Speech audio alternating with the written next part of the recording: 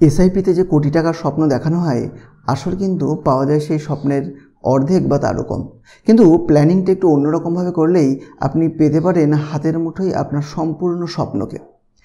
আজকের ভিডিওতে আমরা আলোচনা করব এসআইপি কী, এসআইপি কেন করবেন, এসআইপি কোথায় করবেন, কিভাবে এসআইপি করতে হয় এবং সর্বাধিক রিটার্ন পাওয়া যায় কোথায় এসআইপি করলে, এবং এসআইপির রিস্ক ফ্যাক্টরই বা কতটা। এই সমস্ত বিষয়গুলো আমরা স্টেপ বাই স্টেপ ডিটেলসে আলোচনা করব আজকের ভিডিওতে। নমস্কার, আমি চিন্ময়, অ্যাডভান্স ট্রেডিং ইনস্টিটিউটে আপনাদের সবাইকে স্বাগতম। প্রথমে আলোচনা করব এসআইপি কী।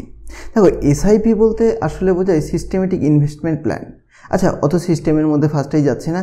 আসলে সাধারণভাবে আমরা ছোটোবেলা থেকেই দেখেছি যে বড়রা দুর্গাপুজো হোক বা বাড়ির কারোর জন্মদিনের জন্য হোক বা কোনো মেয়ের বিয়ের জন্য হোক অল্প অল্প করে টাকা জমিয়েছে।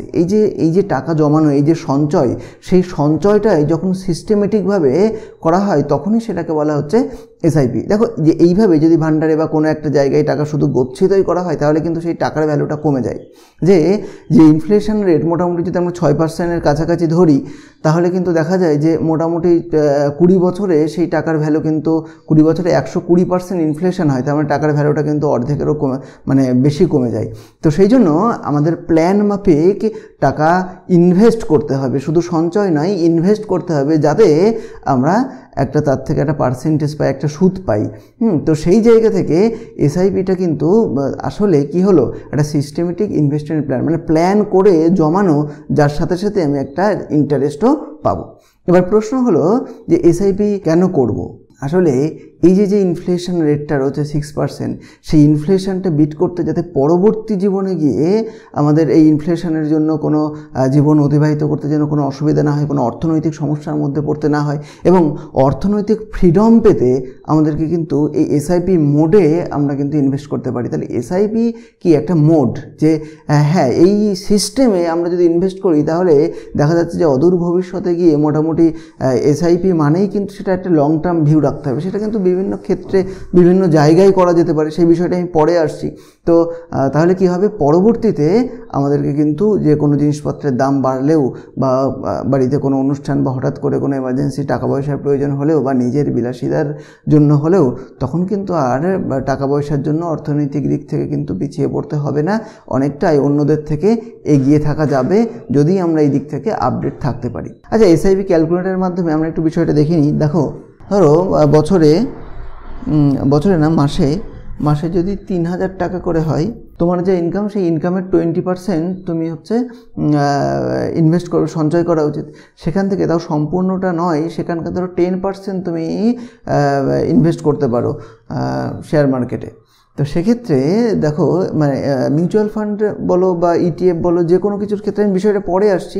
দেখো, 3000 টাকা করে তুমি যদি করো, এবং সেক্ষেত্রে আমি এক্ষেত্রে রিটার্নের ক্ষেত্রে আসি। রিটার্ন ধরো তোমার মোটামুটি যদি 15% হয়, এটা মিনিমাম 12%, ম্যাক্সিমাম যদি 18%ও ধরি তাহলে গড় করে 15% হয়। এবং সেক্ষেত্রে তুমি যদি ধরো 25 বছরের জন্য তোমার, হ্যাঁ আসলে এই এসআইপি বলো বা যা কিছু বলো না কেন, এগুলোর ক্ষেত্রে কিন্তু আসলে আমাদের ভবিষ্যৎ প্রজন্মের ক্ষেত্রে কিন্তু আমাদের ভবিষ্যতের ক্ষেত্রে আমাদের রিটায়ারমেন্টের সময় কিন্তু বেশি কাজে লাগে। মানে তোমার বয়স যদি এখন 30 বছর হয় তাহলে তোমার যখন 55 বছর, দেখো এটা কিন্তু খুব একটা বেশি নয়, দেখতে দেখতে দিনগুলো চলে যাবে। 30 বছর যেমন দেখতে দেখতে চলে গেছে, ঠিক 55 বছরও দেখতে দেখতে চলে যাবে। তো তাহলে দেখো, তোমার যখন 55 বছর বয়স হবে সেই সময় তুমি রিটার্ন পাবে কত, 82,69,000, মানে এই ধরো 83 লক্ষ টাকার কাছাকাছি। কিন্তু এটা এবার এক্ষেত্রে কিন্তু ইনফ্লেশনকে বিট করা, মানে সেই সময় 25 বছর পরে তখন জিনিসের দাম কত গিয়ে দাঁড়াবে, অবশ্যই ডবল হয়ে যাবে। যে এখন যে কোনো জিনিস যত টাকায় কিনতে হয় 25 বছর পরে গিয়ে তার ডবল টাকায় কিনতে হবে, এটা স্বাভাবিক ব্যাপার। কারণ আমরা যদি 25 বছর পেছনে চলে যাই তাহলে দেখবো যে 25 বছর আগে যা দাম ছিল এখন সেই তুলনায় অনেক বেশি দাম। তাহলে এই ব্যাপারটাকে যদি আমরা অন্যরকমভাবে এই বিষয়টাকে দেখি তাহলে এক্ষেত্রেও দেখো, এখানে কি করতে হবে, এখানে এই ইনফ্লেশন যে রেটটা রয়েছে সেটাকে তোমাকে বিট করার জন্য 3000 টাকাই হলো প্রতি বছর ইনফ্লেশন রেট 6%। তো তোমাকেও সেই ইনফ্লেশনকে বিট করার জন্য তুমিও প্রতি বছর 6% করে তোমার এসআইপির ইনভেস্টমেন্টটা একটু বাড়িয়ে দাও, তাহলে প্রতি বছর 6% মানে 3,000 টাকার 6% মানে কত, 180 টাকা। জাস্ট এই 180 টাকা বাড়ালেই দেখো, এবং যদি সেই রিটার্নটা যদি আমরা দেখি তাহলে রিটার্নটা একই সেম ধরো, এই সমস্ত ক্ষেত্রেই রিটার্নটা একই ধরো 15%, এবং বছরটা কত ধরেছিলাম সেখানেও 25 বছর। তাহলে দেখো এটা তুমি পেয়ে যাচ্ছ কত, 1,23,00,000। তাহলে বিষয়টা সম্পূর্ণ একই থাকলো, সেই 3,000 টাকা, মাসে 3,000 টাকা, কিন্তু প্রতি বছরে দেখো অ্যানুয়াল সেট আপ, এই যে অ্যানুয়াল সেট আপ রয়েছে, সেই মানে প্রতি বছরে 6% করে তুমি যদি বাড়াও, মানে দেখো 6% জিনিসপত্রের দাম বাড়ছে মানে তোমার মাইনেও বাড়ছে, তোমার ইনকামও বাড়ছে। তো ইনকামের তুমি যে হারে এসআইপিটা করেছিলে ঠিক একই রকমভাবে, এতে কিন্তু প্রভাব পড়ার কিছু নয়। তোমার যদি 30,000 টাকা মাসে ইনকাম থাকে, তার 10% হয় 3,000 টাকা।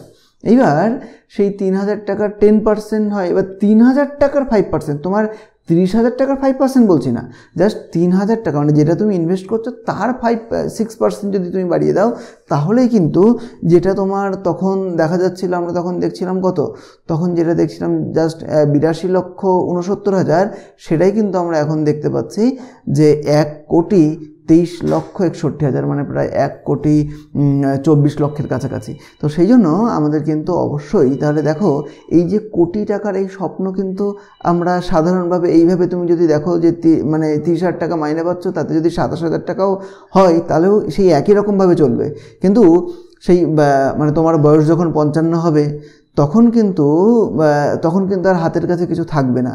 তখন অবসর সময়ে কিন্তু 60 বছর যখন হবে, যদি এটাই এই 25টাই যদি তখন তুমি 30 করে দাও, বা তোমার যদি এখন 35 হয় তখন তোমার 60 হবে, আর এই 25টা যদি তোমার 30 হয়ে যায়, তাহলেই দেখো, তাহলে কিন্তু ব্যাপারটা, সিনারিওটা কিন্তু পুরো পাল্টে যাবে। তুমি আইডিয়া করতে পারবে না যে বিষয়টা কতটা বাড়বে। দেখো জাস্ট 5 বছর বাড়াচ্ছ, সেই 5 বছরে এটা কিন্তু হয়ে যাচ্ছে 2,61,00,000 টাকা। তাহলে ভাবতে পারছো যে এসআইপি তোমার কেন করা দরকার। এবার প্রশ্ন হলো যে এসআইপি কোথায় করব। আচ্ছা দেখো, এসআইপি কোথায় করবো এটা কিন্তু সবচেয়ে গুরুত্বপূর্ণ। এর আগে আমরা একটা ভিডিও করেছি যে আপনারও কি শেয়ার মার্কেটে আসা প্রয়োজন, শেয়ার মার্কেটে কেন আসবো, আমরা ইনফ্লেশনকে বিট করার জন্য আমরা কোন কোন পথ আমাদের রয়েছে, আমরা বন্ড কিনতে পারি, আমরা সেভিংস করতে পারি, আমরা এফডি করতে পারি, আমরা গোল্ড কিনতে পারি, আমরা স্টক মার্কেটে আসতে পারি। তাহলে এই যে স্টক মার্কেট, এফডি, এই সমস্ত বিষয় নিয়ে এর আগে আমরা একটা ডিটেলসে ভিডিও করেছি, আই বাটনে লিঙ্ক দেওয়া রয়েছে, তোমরা সেই ভিডিওটা দেখো, তাহলে এই ব্যাপারটা নিয়ে আরও ডিটেলসে তোমাদের নলেজ হবে, তোমরা আরও ভালো করে বুঝতে পারবে বিষয়টা। তাহলে কোথায় কোথায় এসআইপি মোডে ইনভেস্ট করতে পারি আমরা। দেখুন, এসআইপি মোডে ইনভেস্ট করলেই তো হলো না, তার রিটার্নটা কতটা পাচ্ছি সেটাও তো গুরুত্বপূর্ণ বিষয়। আমরা যদি ব্যাংকে, যে কোনো ব্যাংকে, SBI হোক বা অ্যাক্সিস হোক, যে কোনো ব্যাংকে আমি যদি রেকারিং টাইপের এসআইপি করি, যে মাসে মাসে এত টাকা করে দেবো, তাহলে হ্যাঁ এসআইপি মোডে হবে, কিন্তু তার থেকে রিটার্ন পাবো কত, রিটার্ন পাবো মাত্র 5 থেকে 6%। তো তাতে তো গিয়ে আমার সেই গ্রোথটা হবে না। আমার তো গ্রোথের যে ক্যালকুলেশন করলাম সেটা তো আমরা দেখলাম যে মোটামুটি 12 থেকে 17-18, বা মোটামুটি একটা গড় যদি 15%ও ধরি, তো সেটা তো আমার খেয়াল রাখতে হবে। আবার যদি আমরা কোনো গোল্ডের দিকে যাই, যে হ্যাঁ আপনি যে কোনো ডিমাট অ্যাকাউন্ট থেকে প্রত্যেক মাসে মাসে গোল্ডে, সেটা গোল্ড বীজ মানে ইটিএফের প্রসঙ্গ চলে আসে, সেখানে গোল্ড কিনতে পারেন আপনি, সেখানেও আপনি করতে পারেন। সেক্ষেত্রেও আপনার রিটার্নটা কত হতে পারে, সেক্ষেত্রেও রিটার্ন হতে পারে 8 থেকে 10%। আবার আপনি যে কোনো কোম্পানির বন্ড কিনতে পারেন, সেই মাসে মাসে একটা নির্দিষ্ট টাকার আপনি বন্ড কিনলেন, বন্ডে এসআইপি করলেন, তাহলে আপনি সেক্ষেত্রে পেলেন কত, 6 থেকে 8%। তাহলে আমাদের যে গোল, আমাদের যে লক্ষ্য রয়েছে মোটামুটি 15%, সেখানে কিন্তু সেই লক্ষ্য কিন্তু আমরা পূরণ করতে পারছি না। তাহলে সেই লক্ষ্য পূরণ করতে গেলে আমাদেরকে কিন্তু ইনভেস্ট করতে হবে অ্যাকচুয়ালি স্টক মার্কেটে। দেখুন, স্টক মার্কেট শুনেই অনেকে ভয় পেয়ে যায়, কিন্তু বিষয়টা আসলে তা নয়। আপনি যে মিউচুয়াল ফান্ড করেন সেটাও কিন্তু আসলে স্টক মার্কেটই, সেটা পরোক্ষভাবে, যেটা আপনি নিজে জানেন না, সেটা অন্যের মাধ্যম দিয়ে আপনি মিউচুয়াল ফান্ডে ইনভেস্ট করছেন। তাহলে আসলে এসআইপি আমরা করতে পারি যার থেকে একটা ভালো রিটার্ন পেতে পারি, সেটা হলো সরাসরি যদি আপনি স্টকে ইনভেস্ট করেন। সেক্ষেত্রে যে বিভিন্ন স্টক, ধরুন আপনি টাটা মোটর, আমারা রাজা, বা মাদারসন, বা এক্সাইড, বা মাহিন্দ্রা অ্যান্ড মাহিন্দ্রা, বা ভিভিএল, হ্যাঁ, বা SBI, এরকম বিভিন্ন কতগুলো স্টক সিলেক্ট করলেন। সেই স্টকগুলোতে সিলেক্ট করে প্রত্যেক মাসে একটা নির্দিষ্ট পার্সেন্টেজ, নির্দিষ্ট সংখ্যক শেয়ার আপনি কিনলেন। প্রত্যেক মাসে মাসে আপনি কিনে গেলেন, যখন যে মাসে যেটার কম প্রাইস, ওই আপনার যে 3000 টাকা আপনার যে লক্ষ্য, সেই 3000 টাকার করে প্রত্যেক মাসে মাসে কিনে যাবেন। এবার সেইভাবেই গড় গিয়ে 20 বছর বা 25 বছর বা 30 বছর পরে গিয়ে আপনি সেই রিটার্নটা পাবেন। আবার আপনি চাইলে নিজে যদি আপনি না জানেন, এবার এই যে স্টকের নামগুলো বললাম, আপনি কি করে বুঝবেন কোনটা ভালো বা কোনটা মন্দ, কোনটাতে বেশি রিস্ক বা কোনটাতে বেশি রিটার্ন পাওয়া যায়? তো সেই জন্য আপনার নলেজ লাগবে। এইবার যদি আপনার সেই নলেজ না থাকে, যাদের এই নলেজ না থাকে তারা কি করে, তারা তখন মিউচুয়াল ফান্ডের আশ্রয় নেয় আর কি। হ্যাঁ, তারা মিউচুয়াল ফান্ডে, যে কোনো মিউচুয়াল ফান্ড রয়েছে, বিভিন্ন কোম্পানির রয়েছে, নিপন ইন্ডিয়া রয়েছে, SBI মিউচুয়াল ফান্ড রয়েছে, HDFC রয়েছে, আদিত্য বিড়লা রয়েছে, পারাক পারেখ রয়েছে। এবং এই মিউচুয়াল ফান্ডের মধ্যেও কিন্তু এখানেও কিন্তু একটু নলেজ দরকার। আপনি মিউচুয়াল ফান্ডে ইনভেস্ট করতে হলেও প্রায় প্রচুর মিউচুয়াল ফান্ড রয়েছে, কোনটাতে আপনি ইনভেস্ট করবেন সেটাও কিন্তু একটা গুরুত্বপূর্ণ ব্যাপার। যে আপনি যে মিউচুয়াল ফান্ডে ইনভেস্ট করবেন সেটার রিস্ক কতটা এবং সেক্ষেত্রে আপনার রিওয়ার্ডটা কতটা পাবেন সেক্ষেত্রেও গুরুত্বপূর্ণ। মোটামুটি একেবারে না জেনে শুনে কোনো কিছুতেই চোখ বন্ধ করে কিন্তু ইনভেস্ট করাটা ঠিক নয়। তো সেই জন্য মিউচুয়াল ফান্ডে আমরা এর পরের একটা ভিডিও আনবো যে মিউচুয়াল ফান্ডে কোন মিউচুয়াল ফান্ডের বেস্ট। হ্যাঁ, তো সেই ভিডিওতে আপনি এটা নির্ভর করবে, এটা অ্যাকচুয়ালি এর অনেক ক্যাটাগরি রয়েছে। আমরা যদি স্টকের ক্ষেত্রেও বলি, স্টকের ক্ষেত্রে কি বিভিন্ন টাইপের রয়েছে, কোনোটা লার্জ ক্যাপের, কোনোটা মিড ক্যাপের, কোনোটা স্মল ক্যাপের। তাহলে সবচেয়ে বেশি রিস্ক স্মল ক্যাপের, কিন্তু সবচেয়ে রিওয়ার্ড আবার বেশি কিন্তু স্মল ক্যাপের। সবচেয়ে রিস্ক কম হচ্ছে লার্জ ক্যাপের, কিন্তু রিওয়ার্ডও কিন্তু কম, পার্সেন্টেজটাও কিন্তু সেক্ষেত্রে আপনি অনেকটাই কম পাবেন। মিড ক্যাপে মাঝামাঝি আর কি। তো সেই জায়গা থেকে আপনি যদি লার্জ ক্যাপের স্টকের মিউচুয়াল ফান্ড করেন, আপনি এমন একটা মিউচুয়াল ফান্ডের কোম্পানি সিলেক্ট করলেন যেটা শুধু লার্জ ক্যাপের উপর ডিপেন্ড করে, তাহলে আপনার রিস্কটাও কমে যাবে, আবার রিওয়ার্ডটাও কিন্তু আপনি কম পাবেন। আবার আপনি চাইলেন যে না, আমি একটু রিস্ক বেশি নেব, আমি শুধু স্মল ক্যাপই নেব, তাহলে রিস্কটা একটু বেশি থাকবে, যখন কমবে তখন কমেও যেতে পারে, আবার কিন্তু যখন বাড়বে তখন প্রচুর পরিমাণে বাড়বে। তো আপনাকে ডিসাইড করতে হবে আপনি কতটা রিস্ক নেবেন। আপনি লার্জ ক্যাপের মিউচুয়াল ফান্ড নেবেন, না মিড ক্যাপের নেবেন, না স্মল ক্যাপের নেবেন। আবার ফ্লেক্সি ক্যাপও রয়েছে, যেখানে লার্জ ক্যাপ, মিড ক্যাপ বা স্মল ক্যাপ সমস্ত কিছু মিলিয়ে যখন যেটাতে র্যালি শুরু হয়, ওরা মিউচুয়াল ফান্ড ম্যানেজার যারা রয়েছে তারা যেটা ঠিক মনে করে তারা সেই হিসেবে তখন সেটা নেয়। আপনি সেটাও করতে পারেন, সেক্ষেত্রে রিটার্নটা বেশ মোটামুটি ভালো পাওয়া যায়। তাহলে সব মিলিয়ে আপনি কোন মিউচুয়াল ফান্ড সিলেক্ট করবেন তার উপরে কিন্তু ডিপেন্ড করছে যে তার রিস্ক কতটা। তাহলে এই যে আমরা কোথায় ইনভেস্ট করব এবং তার রিস্ক কতটা সেই বিষয় নিয়ে যে আলোচনা করছি, তাহলে ব্যাপারটা দেখুন, তাহলে আমাদের অ্যাকচুয়ালি ফাইনালি ক্লিয়ারলি যে বিষয়টা আসছে যে আমরা SIPতে ভালো রিটার্ন পেতে গেলে আমরা 3টে দিকে যেতে পারি। একটা হচ্ছে সরাসরি স্টকে ইনভেস্ট করতে পারি আমরা, 2 আমরা মিউচুয়াল ফান্ডে ইনভেস্ট করতে পারি, আর 3 আমরা ETF কিনতে পারি। এবার প্রশ্ন হলো ETF কি? এই যে ETF আসলে এই যে বিভিন্ন যেমন আমাদের নিফটি রয়েছে, নিফটি হচ্ছে আমাদের ভারতবর্ষের টপ 50টা কোম্পানি। এই যে টপ 50টা কোম্পানির একটা গড় প্রাইস সেটাকে মিনিমাইজ করে নিয়ে আসা হচ্ছে, যে সেটা যদি আপনি কেনেন একটা ETF, ETF হচ্ছে নিফটি 20। তো এই যে নিফটি 20 একটা ক্রয় করলেন, ওই 50টা কোম্পানির যার যত পার্সেন্ট শেয়ার রয়েছে আপনি তার প্রত্যেকটাই একটু একটু করে অংশীদার হলেন। এবার সেটা নিফটি 20। এবার যদি আপনি সেন্সেক্সের ETF কেনেন, সেন্সেক্স 20, তাহলে সেক্ষেত্রে যে আমাদের টপ 30 ভারতবর্ষের টপ 30 যে কোম্পানি রয়েছে তার অংশীদারিত্ব হলেন আর কি ওই একটা ইয়েতে। আবার আপনি চাইলে মিড ক্যাপের ETF নিতে পারেন, স্মল ক্যাপের ETF নিতে পারেন, আপনি চাইলে বিভিন্ন সেক্টরের ETF রয়েছে, এরকম বিভিন্ন বিষয়গুলো রয়েছে। তাহলে এই যে আপনি এবার এক্ষেত্রে কিন্তু একটা স্টক হচ্ছে না, ITBs আইটি ETF ITBs। তাহলে আইটি সেক্টরের যতগুলো স্টক রয়েছে সমস্ত স্টকে আপনার ইনভেস্ট করা হচ্ছে। আপনি ব্যাংক ব্যাংকিং সেক্টরের যতগুলো কোম্পানি রয়েছে সবগুলোতে আপনার ইনভেস্ট করা হচ্ছে। কোনোটা ধরুন প্রচুর বাড়লো তাতেও আপনার খুব একটা এফেক্ট পড়বে না, আবার কোনোটা প্রচুর কমে গেলেও খুব একটা এফেক্ট পড়বে না। তবে কোনটা ভালো কোনটা মন্দ সেক্ষেত্রে সেটা নির্ভর করছে কিন্তু আপনার রিস্ক ফ্যাক্টরের উপর, কতটা আপনি রিস্ক নিতে পারেন। তবে ইটিএফ নেওয়ার ক্ষেত্রে কিন্তু একটা জিনিস মাথায় রাখতে হবে, যদি আপনি নিফটি ইটিএফ নিফটি বীজ নেন তাহলে কিন্তু সেক্ষেত্রে দেখা যাবে যে হ্যাঁ টপ 50টা কোনোটা খারাপ পারফরমেন্স করলে তাকে তো নিফটি থেকে বাইরে বের করেই দেওয়া হবে, সেক্ষেত্রে একটা সিকিউর কিন্তু একটা জায়গা কিন্তু থাকবে।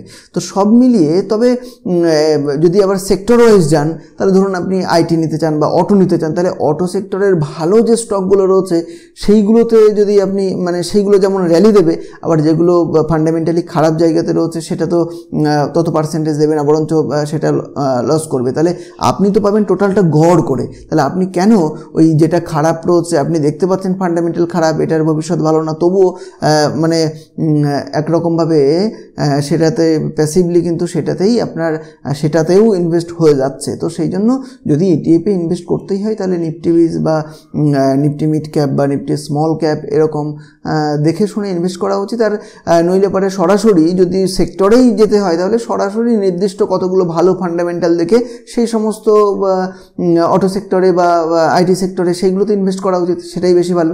তাহলে আর যদি এরকম কোনো নলেজই না থাকে তাহলে এই স্টক বা ইটিএফ এই প্রসঙ্গে এড়িয়ে গিয়ে সবচেয়ে নিরাপদ যাদের এই বিষয়ে নলেজ রয়েছে সেই ফান্ড ম্যানেজারের উপরে কোনো একটা মিউচুয়াল ফান্ডের উপরে ইনভেস্ট করা।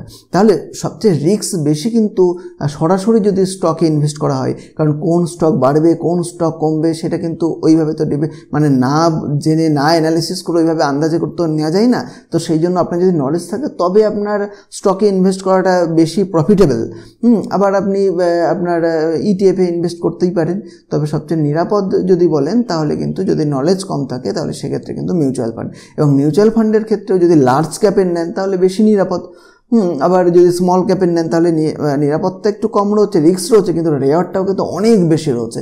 তো সব মিলিয়ে আপনার ক্যালকুলেশন করে আপনার কতটা ফান্ড আপনি স্টক মার্কেটে ইনভেস্ট করছেন, তাহলে একটা ব্যাপার ক্লিয়ার হলো তো যে আপনি মিউচুয়াল ফান্ডেই করেন আর ইটিএফেই করেন আর যাতেই করেন না কেন আপনার টাকাটা কিন্তু ইনভেস্ট হচ্ছে কিন্তু সেই স্টক মার্কেটেই। এবার কি হচ্ছে, মিউচুয়াল ফান্ডের ক্ষেত্রে ডাইভার্জেশনটা অনেক বেশি হচ্ছে, সেই জন্য রিস্কটা অনেকটা কিন্তু কমে যাচ্ছে। তাহলে আমরা সবার প্রথম যে বিষয়টা আসে সেটা হচ্ছে মিউচুয়াল ফান্ড। তাহলে মিউচুয়াল ফান্ডে আমরা দেখো যে বিষয়গুলো আসছে, এখানে আসছে দেখো Motilal Oswal mid cap fund direct growth. এই যে মতিলাল ওসলালের এটা দেখো 1 বছরের 21%, 3 বছর 29%, 5 বছরে, আর এদিকে 5 বছরে হচ্ছে সেটা হচ্ছে 35%।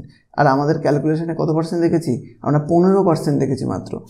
আর পরাগ পারেখ এর 31%, এসবিআই পিএসইউ সেটা 1 বছরে 8%, কিন্তু যদি আমরা 5 বছর দেখি তাহলে কিন্তু সেটা 32%। মানে অ্যাকচুয়ালি আগেও বলেছি যে আমাদের এসআইপি মানেই কিন্তু একটা ইনভেস্টমেন্ট, মানেই সেটা একটা লং টার্ম ভিউ কিন্তু আমাদেরকে রাখতেই হবে। তাহলে এই যেগুলো রয়েছে এইগুলোতে আমরা কিন্তু ইনভেস্ট করতে পারি, আমরা এই মিউচুয়াল ফান্ড কিন্তু আমরা বাই করতেই পারি। তবে এর মধ্যে থেকে আমাদেরকে বেছে নিতে হবে যে কোনটাতে আমি ইনভেস্ট করবো, আমি রিস্ক কতটা নেব। এর পরবর্তীতে আমরা শুধুমাত্র মিউচুয়াল ফান্ডের উপরে কোন মিউচুয়াল ফান্ড আপনার জন্য বেস্ট, আপনি কি ধরনের চান তার উপর ডিপেন্ড করে আমরা একটা ভিডিও তৈরি করব। আপনি সাবস্ক্রাইব করে রাখুন যাতে আপনার কাছে নোটিফিকেশানটা সবার প্রথমে এসে পৌঁছয়। তাহলে এবার আপনি ধরুন যদি আপনি এই Nippon India small cap invest করতে চান, যেটা 5 বছরে 40% দিয়েছে, মানে সিএজিআর গোটা 5 বছরে 40% নয়, প্রতি বছরের গড় 40% বাই করব বা কিছু, তাহলে এখানে এটাতে ক্লিক করলাম। এটাতে ক্লিক করলে এই যে এটার 1 ডে আজকে 1.81% বেড়েছে, 30.38% 3 ইয়ার রিটার্ন। এই যে এখানে তোমার রয়েছে স্টার্ট এসআইপি। এই যে স্টার্ট এসআইপি, আমি হচ্ছে স্টার্ট এসআইপি করলাম। এবার এসআইপি অ্যামাউন্টটা গিয়ে আমাকে কিন্তু এখানে করতে হবে 3000, 3000 মান্থলি এসআইপি মাসের কত তারিখে করব আমি। দেখো এখানেও কিন্তু একটা ব্যাপার যে কোন সময়ে করা উচিত। সবাই যখন যারা স্যালারি পায় আর কি তাদের ক্ষেত্রে প্রথম দিকেই সবার সেই জন্য মাসের শেষের দিকে অনেক সময় এটা হতে পারে, সেটা যাই হোক এটা হলেই হলো।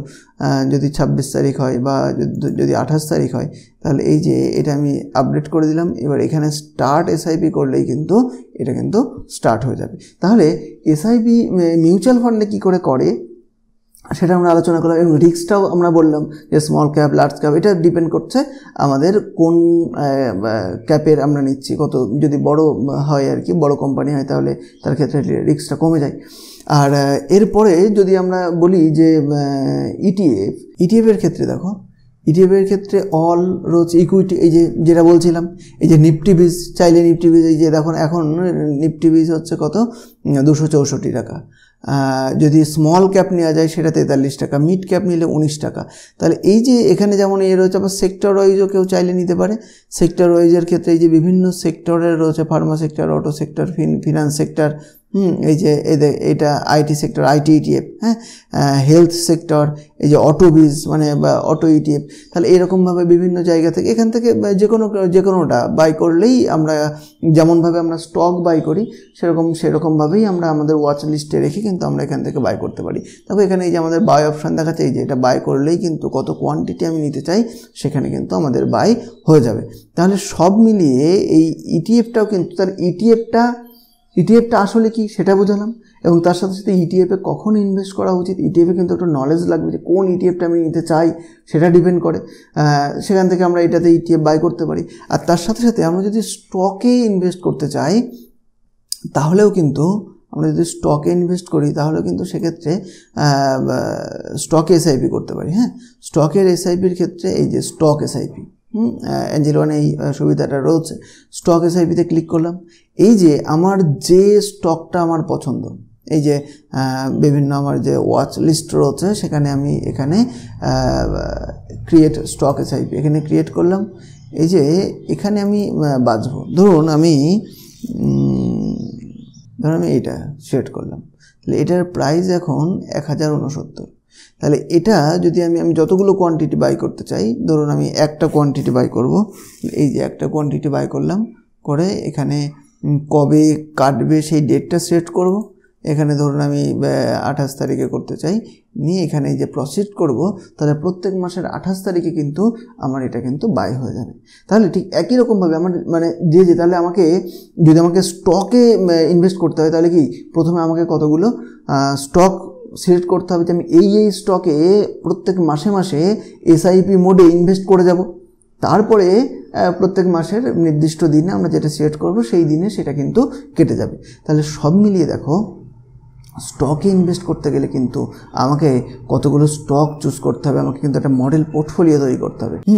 তো সেক্ষেত্রে আমরা এইভাবে বাই করতে পারি। তাহলে সব মিলিয়ে স্টকে বা ইটিএফে বা মিউচুয়াল ফান্ডে, কিন্তু যদি সব মিলিয়ে দেখি তাহলে রিস্কের দিক থেকে কিন্তু মিউচুয়াল ফান্ডে কিন্তু একটু কম রিস্ক, এবং রিয়ারটাও সেক্ষেত্রে মিউচুয়াল ফান্ডে তুলনামূলকভাবে একটু কমই হতে পারে, স্টকে বেশি। কিন্তু ওই যে বলা হয় যে রিস্ক হে তো ইস্ক হে, মানে যদি আমরা স্টকে করি বেশি রিটার্ন পাবো। দেখবেন যে স্টকগুলো মাল্টিব্যাগার হয়, খুব বেশি ইনভেস্টমেন্ট দরকার হয় না। 10,000 টাকা যদি ইনভেস্ট থাকে তাহলে 20-25 বছর পরে সেটা কোটিতে গিয়ে পাওয়া যায়। আপনি যদি এমআরএফ দেখেন, আপনি যদি শুধু এমআরএফ বা টাইটান বলে নয়, আপনি 20 বছর পেছনে পিছিয়ে চলে যান, 20-25 বছর আগে যে কোনো স্টক আপনি দেখুন, ইয়েতে গিয়ে চার্টে গিয়ে দেখুন যে 25 বছর আগে যে কোনো স্টকের যেগুলো মোটামুটি টপের ভালো জায়গায় রয়েছে আর কি, দেখুন 25 বছর আগে দাম কত ছিল, সেই সময় 10,000 টাকা ইনভেস্ট করলে এখন তার দামটা কত গিয়ে দাঁড়াতো।